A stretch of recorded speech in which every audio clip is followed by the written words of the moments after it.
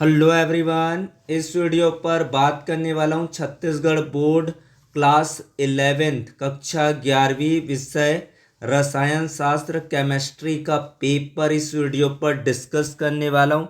तो student video को like share और यूट्यूब चैनल को सब्सक्राइब कर लीजिए और एजुकेशन के लिए मोर अपडेट के लिए व्हाट्सएप ग्रुप को ज्वाइन कर लेना है। व्हाट्सएप का लिंक कम्युनिटी पोस्ट पर या तो डिस्क्रिप्शन पर आपको मिल जाएगा, तो ग्रुप को ज्वाइन अवश्य कर लीजिए, वहाँ पर आपको सारे अपडेट मिल जाते हैं। तो यहाँ पर स्टार्ट कर लेते हैं वीडियो को। सेक्शन वाइज हम लोग इसको समझेंगे और इसका सॉल्यूशन निकालेंगे। क्वेश्चन नंबर फर्स्ट ए, सही विकल्प चुनकर लिखे। Choose the correct option. 10x1 equal to 10 marks. CO2 का मोलर द्रव्यमान कितना होगा? तो कार्बन के लिए कितना होता है? 12 और 2 गुना कितना हो जाएगा?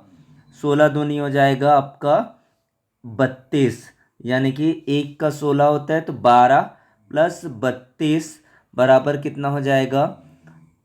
44। इसका राइट आंसर होगा। 44 इसका करेक्ट आंसर आएगा।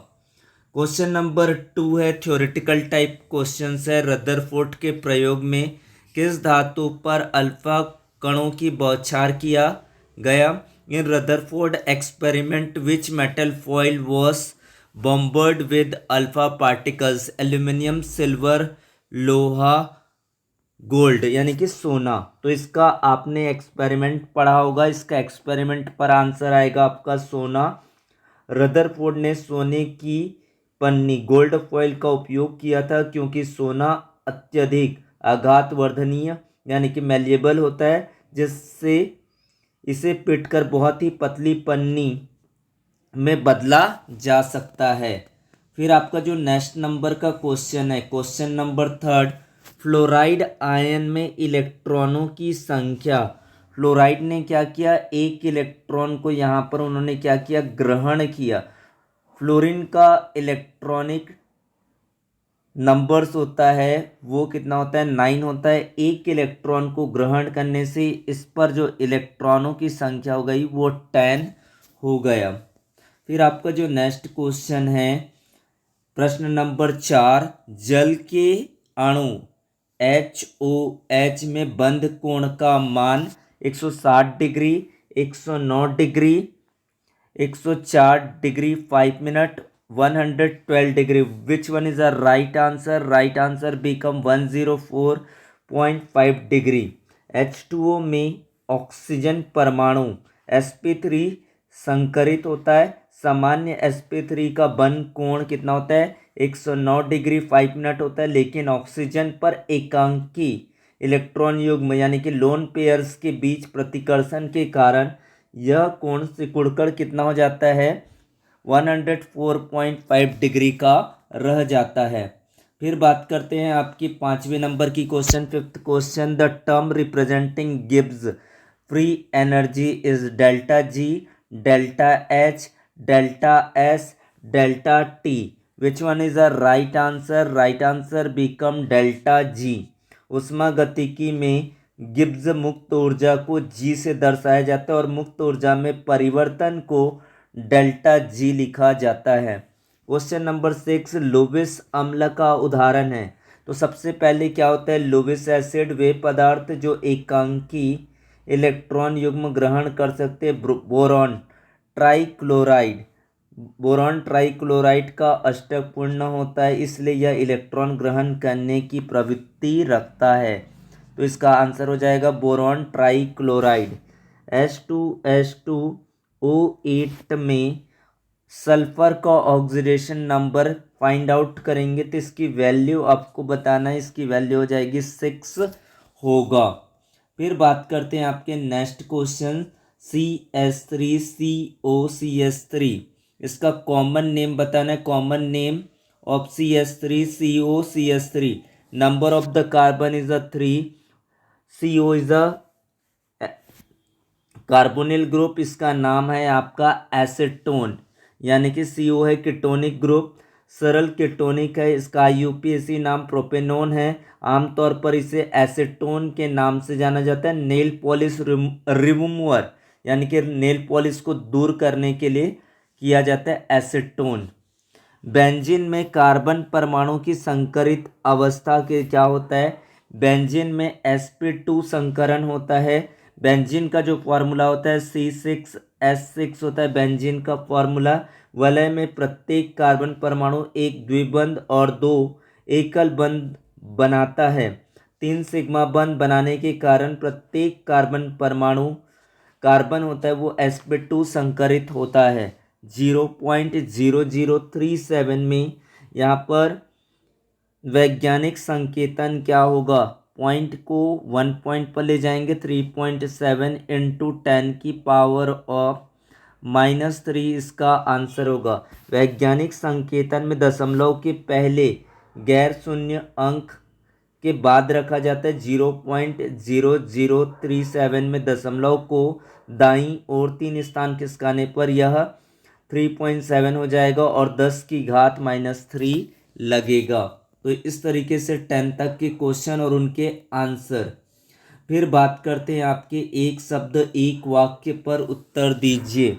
जहाँ पर क्वेश्चन पूछा गया समान परमाणु क्रमांक किंतु भिन्न भिन्न द्रव्यमान अंक वाले परमाणु क्या कहलाते हैं, इसे आइसोटोप्स कहते हैं। सम स्थानिक इसका आंसर हो जाएगा, सम स्थानिक इसका राइट आंसर होगा, जिसे इंग्लिश में आइसोटोप्स कहते हैं।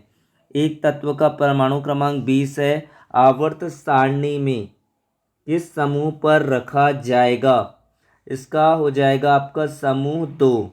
इसका आंसर क्या हो जाएगा आपका समूह, इसका आ जाएगा आपका समूह 2 पर आएगा। और समूह 2 को बोलते हैं क्षारीय मृदा धातुएं।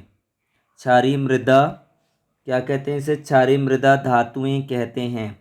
इस तरीके से इसका आंसर हो जाएगा। प्रश्न नंबर 3 यहाँ पर देखते हैं क्या दिया गया है। अम्ल वे पदार्थ है जो जल में घुलकर H+ आयन मुक्त करते हैं, किस वैज्ञानिक की अवधारणा है।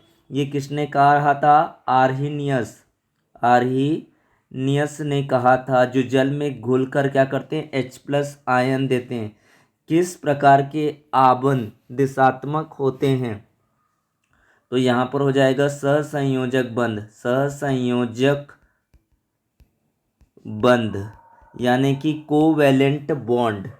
फिर आपका जो नेक्स्ट क्वेश्चन है, न्यूक्लियोफाइल नाभिक स्नेही की प्रवृत्ति क्या होता है, इलेक्ट्रॉन धनी होता है, इलेक्ट्रॉन रिच होता है, इलेक्ट्रॉन यहाँ पर क्या होगा, इलेक्ट्रॉन धनी होता है। फिर बात करते हैं आपके तीसरे नंबर का खंड, यहाँ पर देखते हैं अति लघु उत्तरी प्रश्न आएगा।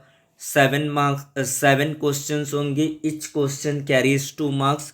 What question expected on this section. प्रश्न नंबर 2 में आपको पांचों नियम को आप अच्छे से पढ़ लेंगे, जहाँ पर आपका द्रव्यमान संरक्षण नियम, स्थिर अनुपात का नियम, गुणित अनुपात का नियम, गेल उसाक का नियम, इनको पढ़ ले। साथ ही साथ आपको लगता है कि सीमांत अभिकर्मक मोल कॉन्सेप्ट, इन सबको पढ़ ले, यहाँ से क्वेश्चन आना तय है। फिर आपका जो नेक्स्ट क्वेश्चन है, क्रोमियम का इलेक्ट्रॉनिक विन्यास हो चाहे आपका कॉपर का इलेक्ट्रॉनिक विन्यास हो, ये क्वेश्चन आपको पूछे जा सकते हैं।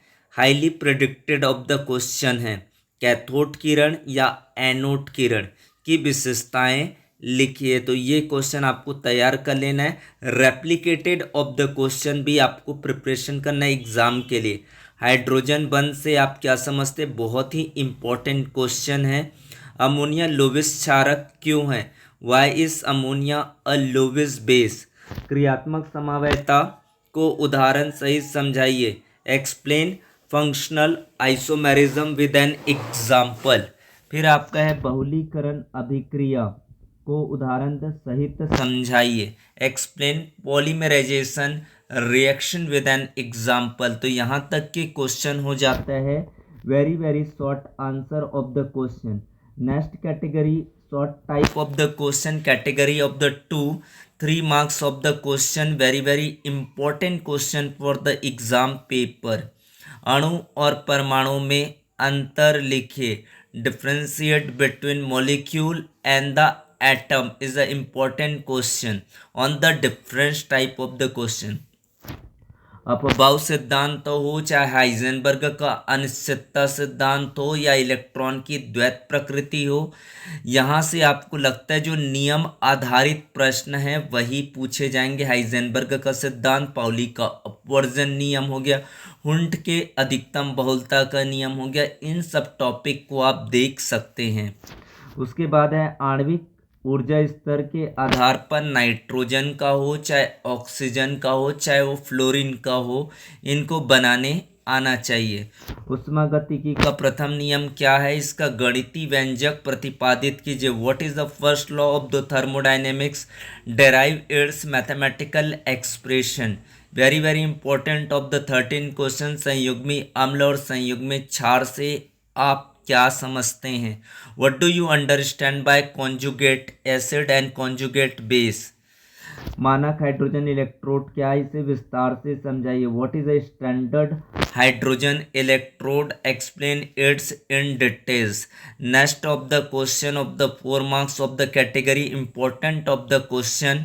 मेंडलीव की आवर्त सारणी के प्रमुख दोष क्या है, इन्हें आधुनिक आवर्त सारणी में किस प्रकार दूर किया गया। अथवा आयनन ऊर्जा से आप क्या समझते हैं, आयनन ऊर्जा को प्रभावित करने वाले कारकों को समझाइए। ये बहुत ही इम्पोर्टेंट क्वेश्चन है, इसका स्क्रीनशॉट ले सकते हैं। या तो डी ब्लॉक के अभिलाक्षणिक लक्षण लिखे, या तो अंतर संक्रमण तत्वों के लक्षण लिखे। इस टाइप के क्वेश्चन डॉबेराइनर का त्रिक नियम है, न्यूलैंड का अष्टक नियम है, इनको भी आपको प्रेफरेंस चॉइस में पढ़ लेना है। इस टाइप के ही क्वेश्चन और ट्रेंड से रिलेटेड आपका क्वेश्चन भी दिया जा सकता है कि किसी समूह में बाएं से दाएं जाने पर या फिर ऊपर से नीचे आने पर उसके आयनन ऊर्जा, इलेक्ट्रॉन बंधुता, विद्युत ऋणात्मकता में क्या परिवर्तन होता है, इनके बारे में। फिर बात करते हैं आपके प्रेरणिक प्रभाव तथा इलेक्ट्रोमैग्नेटिक प्रभाव में अंतर स्पष्ट कीजिए। Differentiate between inductive effect and the electromagnetic effect. फिर है आपका जो नेक्स्ट क्वेश्चन है, भाप आसवन किन यौगिकों के लिए उपयोगी है, सचित्र समझाइए। बहुत इंपॉर्टेंट सा क्वेश्चन है। फिर आपका है दीर्घ उत्तरीय क्वेश्चन है, 5 नंबर का एक क्वेश्चन आपके एग्जाम पर पूछा जाएगा, लेकिन आपके लिए predictive of the question select करके लेकर आए।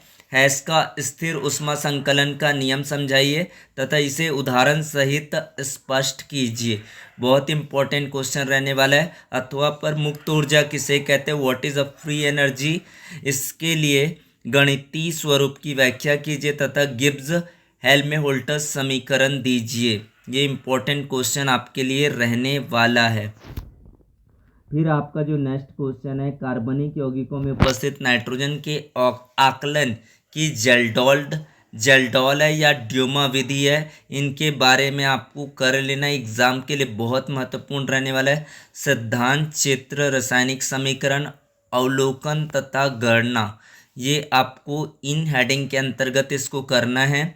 और अथवा एक कार्बनिक यौगिक में C40%, ऑक्सीजन 53.34% तथा हाइड्रोजन 6.6% है।